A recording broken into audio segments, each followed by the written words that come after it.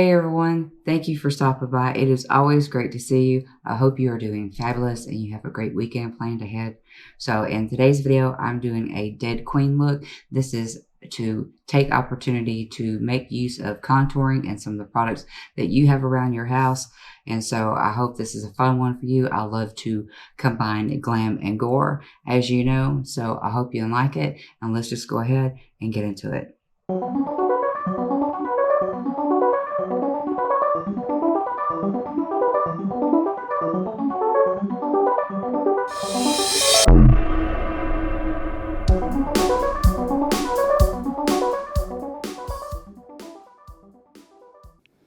For this look, I am mixing a foundation with a white pigment.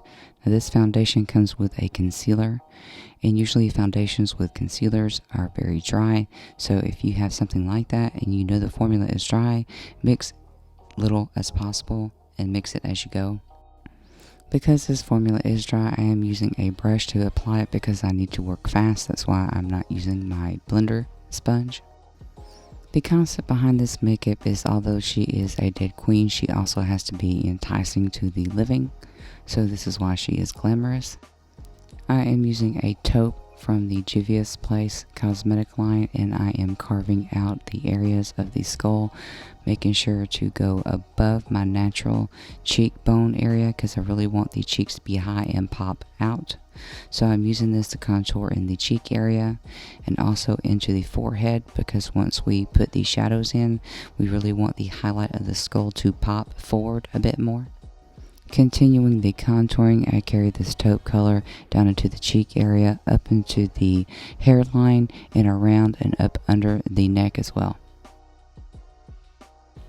For the eye look today, I am using a more saturated taupe from, as you can probably guess, another Colourpop palette. And I take this color and I buff that in to the transition shade just below the eyebrow bone.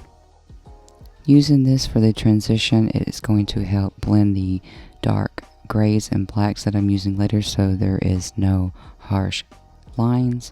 Going in with a Colourpop palette with the gray, I buff that in from the transition and a little bit into the crease, and then taking black from the same palette, which is this Colourpop's Blowin Smoke palette, I push that color into the transition, into the crease and over the lid, and popping in silver above the eye in the middle for that halo glow look.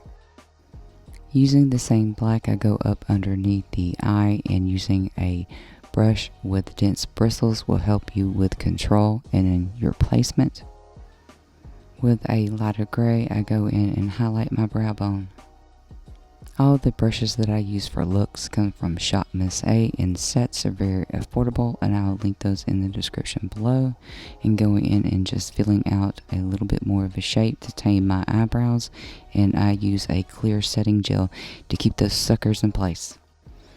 I am using my Gavissi water liners with their brushes to make the skull nose, and I wanted something a little bit more dramatic, so I am placing lines in. One above is higher, the other one is a little bit lower for added dimension, and I go in with a thicker brush to paint that in once I have my lines in.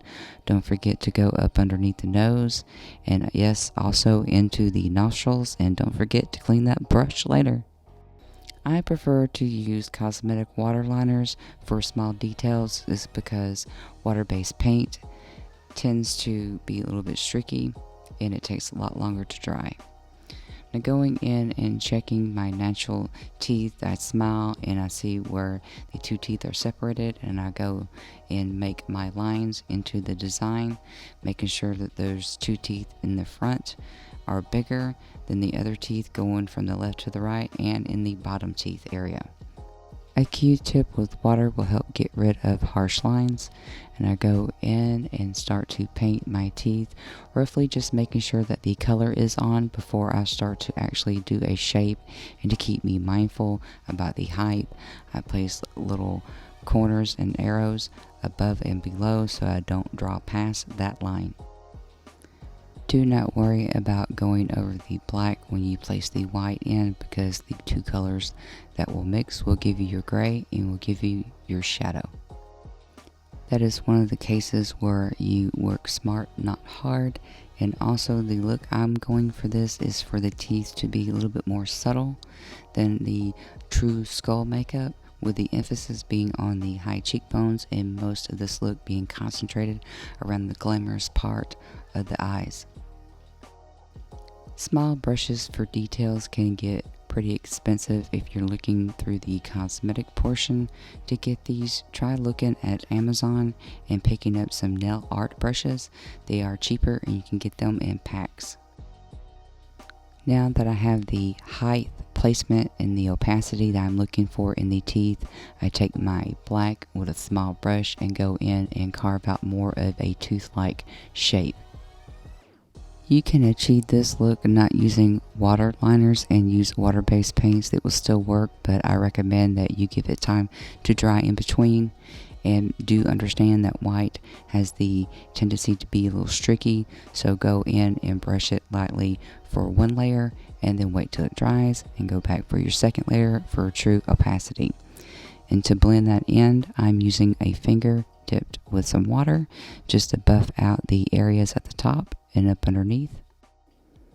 Using water-based paint, I go in and carve out that shadow that we put in at the beginning to make sure that this is sharp. I am using the Narrative Cosmetic paintbrush, and I'm buffing the black eyeshadow from that paint before it dries into the hollow portion of the cheek area. I keep blending so that black becomes a gradient into gray. And I continue to carve out the features that we put in before, and continuing to blend from the hairline and around the entire face. And blend, blend, blend. Get that color in as close as you can into the hairline.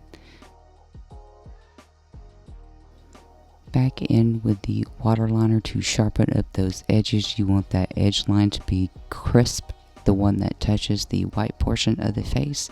And I use a small stippling technique to transition the blackest black into the gray without adding any more eyeshadow. Going in with white eyeshadow, I place that next to the sharp black line. That's really going to make it pop and give it that bone look. Some black eyeliner into that lower waterline, and taking a small brush and buffing that out. This eyeliner comes from Makeup Revolution. It is a 16-hour wear. If you suffer from allergies or have problem with watery eyes, I recommend you pick this up. It is one of the blackest of the blacks that I have in my makeup collection.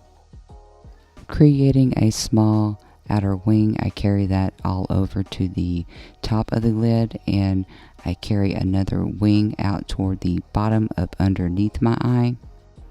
Make this design look like sisters and not twins, and you will save yourself a lot of grief.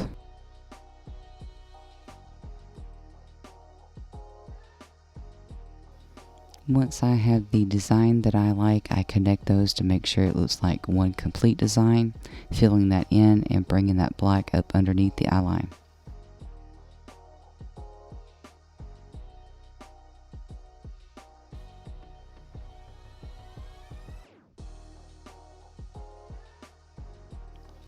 A little bit of white, popping that in for some highlights.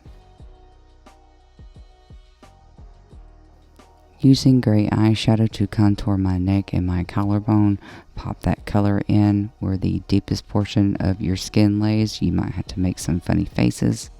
And in order to make that collarbone really pop, place that color up underneath and on top of the collarbone, and go in with some white to really make those come out. Curling my eyelashes and putting on some mascara. Today I am using one from E.l.f. It is a good formula. It builds, it adds length and volume, and it is a mascara that doesn't stay wet for a long period of time, so once you apply it, you can blink and not get transfer. Taking some eyelash glue and putting that on the eyelash itself. I place that in the center, and I secure the corner and the outer side. To complete this glamorous eye look, I am taking self-adhesive gemstones. I found a pack of these at the dollar store for about $4, and I took the blue ones and I colored them in water-based paints. Then once they dried, I clear coated that with some fingernail polish. Now this pack was a very big pack. It came with all those, I think 3 or 4 different colors, but it's about 6 sheets, and it was absolutely a great find. I've noticed that the dollar store is having more items for crafting than what they used to, so check that section out if you go. I'm using these gems to emphasize the design that I already have in place.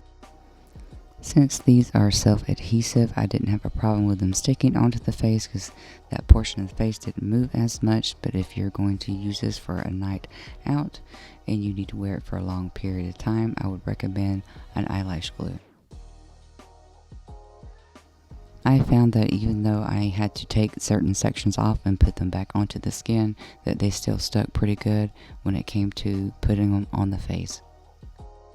I am using the longer strands. You see they pull off pretty easy, and I love that about them, that it's just one solid strand. And I place that onto the neck. Now the neck area moves very frequently, so other than eyelash glue, if you can, I would use something like Spirit Gum, something that dried clear, to keep those into place. That way you can wear them for several hours. Once these were put into place, it was time to put on my wig and glue on some nails.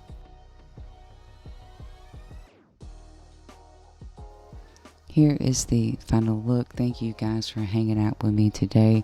I really enjoyed doing this look for you. I hope you like it. If you'd like to see sneak peeks, behind the scenes footage, or vote on my next look, you can find me on Instagram and Twitter.